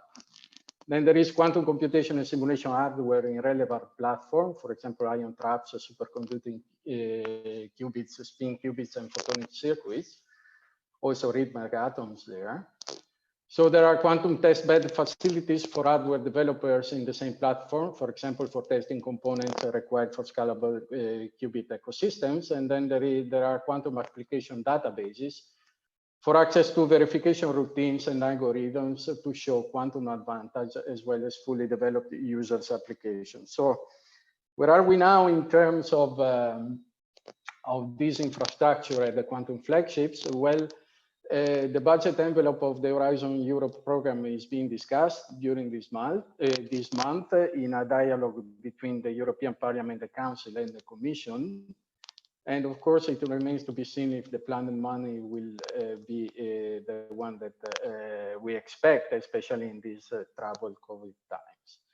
So now, what about the ECT star role in the field? Well, from the outset, let me just notice that ECT star has been there since the very beginning of the field, because during the framework program 5, the ECT star had Tommaso Cararco, who is a panelist here, as a principal investigator of several EU projects. Then, starting in 2005, Tommaso and myself started working together in coordinating the field, which is, if you want, the true vocation of ECT star. And we did that by writing, winning, and executing several coordination and support action, and that have helped in structuring the European quantum community, increasing at the same time the awareness of the quantum technology community at all levels. So in particular, in each of these initiatives, we have introduced some pieces of the puzzle that allowed to step up the community self-organization and visibility. So, for example, in 2005, we had this coordination action, and what we have built there was a roadmap-like document, which was rooted in science, and it was one of the few examples of a roadmap in quantum technologies. There was back then a USA quantum roadmap, but it was in a more or less dormant status. Now, the document, as I say, was rooted in science because it has also been published in a European Physics Journal, and it still gets a fair amount of citations there. Then in Europe, we have established the European Quantum Conference, which is still ongoing with a biannual frequency. And we have also proposed the creation of a quantum unit back then within the European Commission, something that the Commission would create only a dozen years later, which is now the high performance computing and quantum technology. We wrote the Kistera RNet project, which is now developed in this thing that I was describing as Quantera. And in Quiet, we have established a virtual institute across Europe, which would evolve into the current flagship pillars. Then, in Qt Europe, we wrote and promoted the Quantum Manifesto, which started the activity to monitor industrial interest in the field. And in 2016 and 17, we have prepared the ground for the launching of the flagship and for the establishment of the Quantum Community Network, which is the community governing body of the flagship. And in 2018, we coordinated the Quantum Support Action, supervising the first 1.5 years of the flagship activity.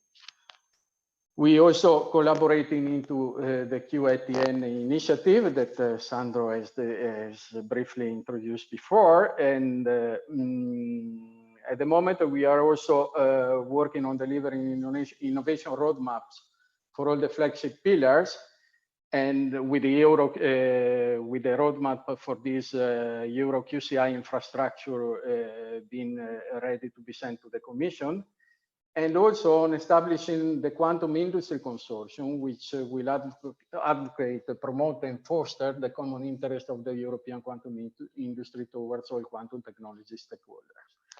So as time is running short, and it's very difficult to make predictions, especially about the future, I will end here and hope suggestion about how ECT Star can contribute to the future of the field will come out from the audience through question and also with the intervention of the other panelists in this session. Thank you. Okay, okay, Davide, Daniele, sorry, thank you very much for your short but efficient presentation. And so I would ask now Tommaso to say additional words about the flagship and in particular, possibly the role of ECT Star. Yes, well, good afternoon, and thank you for having us present this. This is, of course, very, very dear to me because, well, apart from that, it is almost 20 years that I didn't see Martino, so I was very happy to get his invitation for this. But also, you know, this started really for me also at ECT Star. And what is the role of ECT Star in Trento? Well, one thing I can tell you, whenever someone asks, but how can you make this? I mean, the standard answer, and I'm not joking, you can ask anybody, is, well, there is some guy in Trento, and whenever I needed to deliver something to some commissioner or parliament, I ask him and I get it. And the name of the guy is Daniele Binosi. So it is, and actually it was the boundary condition in my negotiation at Forschungszentrum Jülich that Daniele can get a contract still, you know, helping as a consultant, no matter, you know, what would be the boundary conditions in Germany. So ECT Star has a very important role in all of this. So, and really it continues until now. However, I can say that not only the coordination here role is very important and on the policy side, but the important part which was mentioned is the center QATN. And it is really remarkable, you know, in a short time, how much the center, leveraging the competence which has always been present in the region, has been able to get very remarkable success. I think that it is present in, I think, 3, if not more, projects between Flagship and Quantera, which, you know, combine, of course, the theoretical competence at ECT Star, but also Fondazione Bruno Kessler, the experimental competence there, as well as, of course, the CNR, the National Research Council, and the University of Trento. The excellent people which are there, the excellent competence in really, you know, making a completely over-proportional success in this initiative, considered compared to the size of the university and the institutions and the region. So we can say that Trento is extremely successful, and I'm very happy because this is something that we started a few years ago when there was maybe the prospect of me coming back to Trento. And even though some people really desired, not only some colleagues, but also some local politicians very strongly desired to kill me very slowly and after long torture, and long suffering for not having come to Trento, I can say that I am very pleased to see that it was not really something which was related to any person, but really the structure there, the infrastructure, the competence, the excellence which is present there is showing and proving to be very successful. And one particular reason why this can be relevant also in the future is that nowadays, many avenues are being opened, and this workshop is one testimony to that, in the direction of interaction between quantum and high energy physics. We know that CERN, so I think that there's going to be a talk by Sofia Vergara tomorrow. We know that CERN now decided in the council meeting last September to really enter strongly into quantum technologies. There are a lot of interdisciplinary connections, some of which have been started also with the work of some of the people present here. So there is really a lot of developments specifically also in the field of connection between quantum and high energy physics, in which again ECT star and the Trento system can play a very major role. So this as a word of introduction, and of course I am very happy then to engage possibly in conversation with the participants today. Thank you very much, Tommaso. So I think that now we have, after this short introduction, we can stimulate a question from the audience, or the participants in this meeting. Who likes to raise questions or to make comments?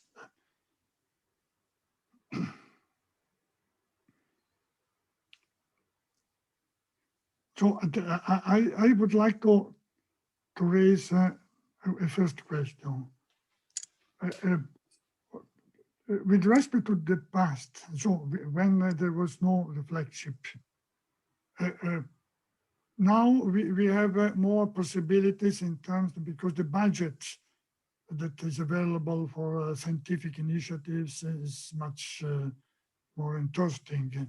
But what are the new, not only from the quantity point of view, the new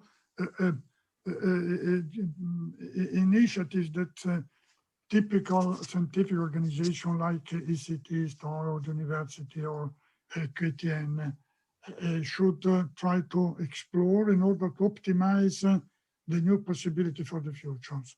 So, for example, ECT can organize workshop, interdisciplinary workshops, and this is an important role that ECT STAR can play, and has played already in the past. But from the point of view of more specific initiatives addressed to favor scientific collaborations within Europe, and not only within Europe, identification also for experimental implementation of new quantum computers. What are the good way to proceed? So I would say, well, I like in this case to remember very fondly from a scientific and also personal and also political point of view, Renzo Leonardi, the founder of ECT STAR, because already more than 20 years ago, when I came to him, actually I wanted to ask him for something else, but he said, "Oh, what are you doing?" And I was in Innsbruck working on quantum information, and he said, "Oh, why don't you come with us? Because we are developing." At the time, ECT STAR was involved in the developing of APE, a highly parallel classical computer. And he said, after all, quantum computing and high performance computing, one day will become related. So it makes a lot of sense for us to pursue that. And I was thinking, internally, come on, it will never happen. But if the guy thinks so, so much the better. And I was wrong, and Renzo was right. This is one of the many situations in which I like to remember his really foresight, because nowadays, and this comes to an answer to your question, Sandro, nowadays we see a convergence, and we see the an increased collaboration. We are entering really a collaboration within our communities, also at the level of EuroHPC, the European High Performance Computing Initiative, including for applications to high energy physics, but not only, in which we try to converge, highly parallel computing with quantum coprocessors. And this is something which, as I know, has already been addressed in some workshops. But if you ask about scientific collaboration, of course, the ECT STAR community has a lot of connections in that direction. And here are really some opportunities. It is a niche which until not long ago was still a niche, but really now the time is come in which what Renzo imagined is happening. And in fact, this is in the last slide, what was described in the last slide in Daniele's presentation, this European infrastructure in which high-performance computing and quantum machines are coming together. Now, where is the research question? The research question is, I mean, you cannot buy a quantum machine and then just plug it and program it. But there is a lot of work which is required to break down problem for the quantum versus the classical processors or co-processors, you know, to break down the problems into algorithms in which you can really take advantage of the still limited computing capability of quantum devices, and, you know, delegate to the different parts of the whole, you know, what makes the computation most effective. And this requires expertise also on the content, you know, like lattice QCD people who can, you know, advise how to do this. This is starting, and it is clearly an environment in which ECT Star, both from the structural but also from the scientific point of view, can contribute a lot. Thank you, Tommaso. Who likes to raise additional questions, comments?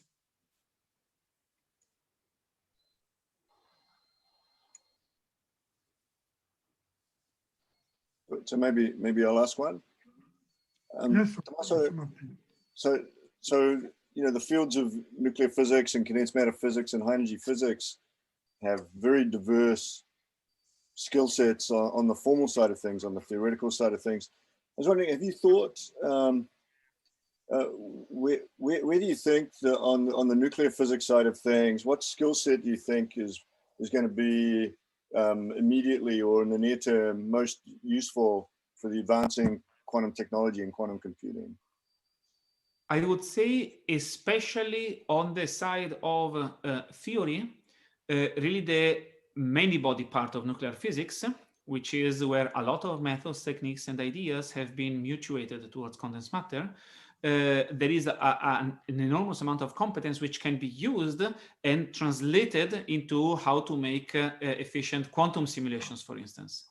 And not only that, but also the knowledge of specific systems. I think, for instance, to like stuff like neutron stars, for instance, you know, in which phenomena, you know, in superdense matter, like, you know, superconductivity and superfluidity and so on, play a relevant role. These are what we consider, from our point of view, you know, potential scientific use cases.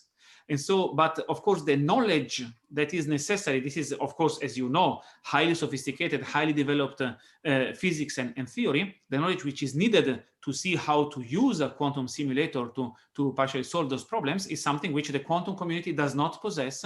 And here is a clear example of knowledge which can come in. And of course, it can influence as much as it has influenced many fields of condensed matter physics. After all, Sandro Stringari is a protagonist on a world scale of condensed matter physics, and his background, he comes from nuclear physics. That's a wonderful example of that. Yeah. So this kind of cross-fertilization is certainly one very important input and contribution which the competence from your community can bring to ours, and vice versa, hopefully. Okay, great. Thank you very much. And if I may interject here, this is where ECT Star could come handy, because it's not only about workshop, it's about the doctoral training program. You know, there is a lot of discussion at the European level about the training, because we miss competencies, also industry miss competencies in quantum technologies. So this is a niche where ECT Star can really contribute by running DTPs, which you know, mixes, for example, nuclear theory, as we were saying, with the quantum technologies, and vice versa.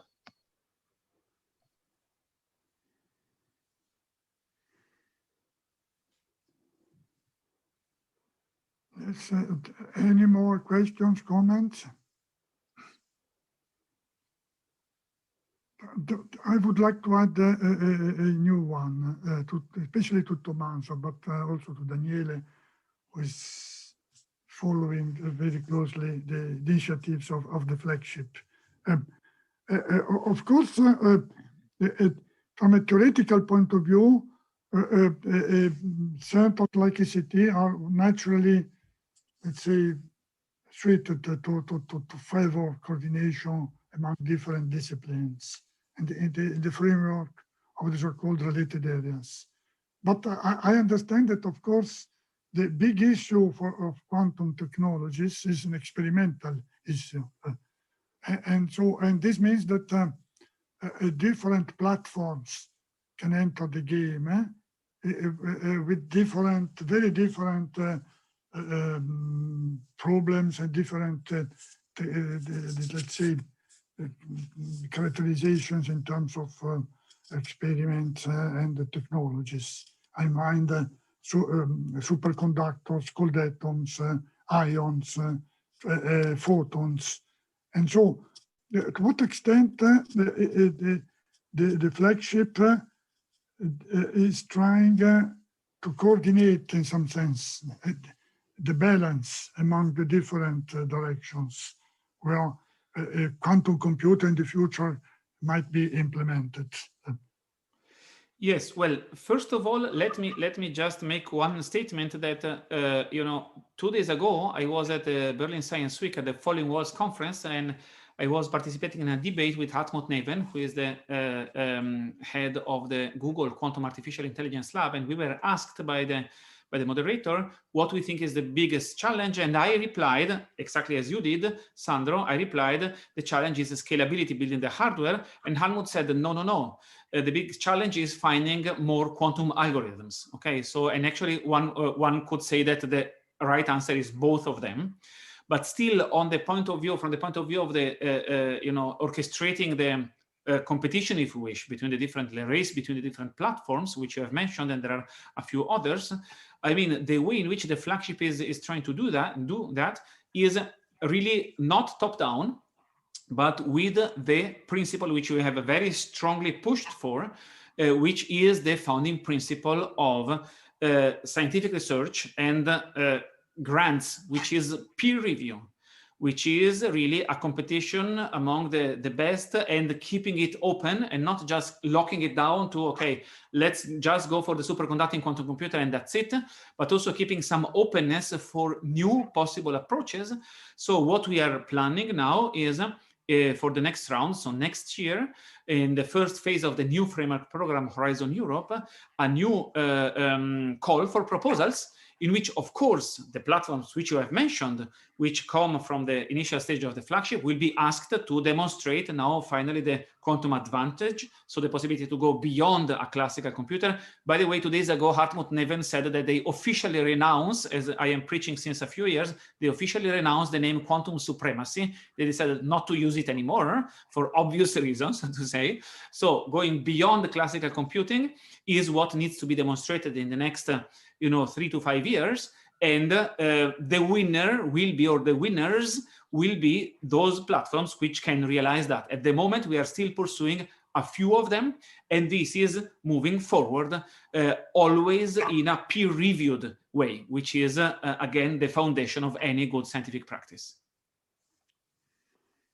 Thank you. Francesco would like to say, to make a comment or questions. We will see. Francesco Pederigo. Yes, the comment was asked on this this fact that Tommaso just mentioned, the fact that it's time to give up, and this has been kind of certified on the idea of quantum supremacy, because this has been probably misleading in the work of many people for quite some time at this point. So I think it's important that efforts are still related to demonstrate that quantum technologies are useful to do something, and the definition of usefulness has to be tuned over time, as it has happened in many cases in the past. We can think, I mean, I've just in mind that the old history, just because they told me, not because I was there, but the old history of Monte Carlo, Monte Carlo methods, for instance, and that has to teach us something in that sense, I think. And let me also take this opportunity to thank Daniele and Tommaso for pointing out so clearly, so crisply what the role of ECT, not as just as been, is right now in all this this business of quantum computing, that quantum technology. Sorry, I'm sort of biased in that sense. So, and I think that is very important to keep in mind also for just for the community worldwide, but also let me say it for the community in Trento, to which I belong. And I think it was very good tonight to have this this perspective. So I just wanted to thank both of them. Thank you, Francesco. So I feel that now we have exhausted our time, and I would like to ask Martin to summarize the today's discussions, just to say a few final words. So thanks, Sandro. It's a difficult job to summarize today because we've covered a lot of ground, but we're seeing throughout this meeting, but also particularly today, the rapid emergence of quantum computing and quantum technology, quantum simulation, both with benefit, particularly with coherent research environments such as at ECT Star, with close connections with the university and in the region, and then in the broader integration with the Italian quantum program and European. So it's very nice the presentations by Daniele and Tommaso, really highlighting that and making that absolutely clear. So the future looks remarkably bright, and it's a very exciting period for everybody. So thank you very much. I'd like to thank all of the panelists and all of the speakers this morning, Philip and Kyle, Tommaso, Daniele. And I think this is the wrap up for the day. So we'll see everybody back tomorrow, 7 a.m. my time, and for the final day of the program. So thank you very much. Thank you very much. Bye. Bye-bye.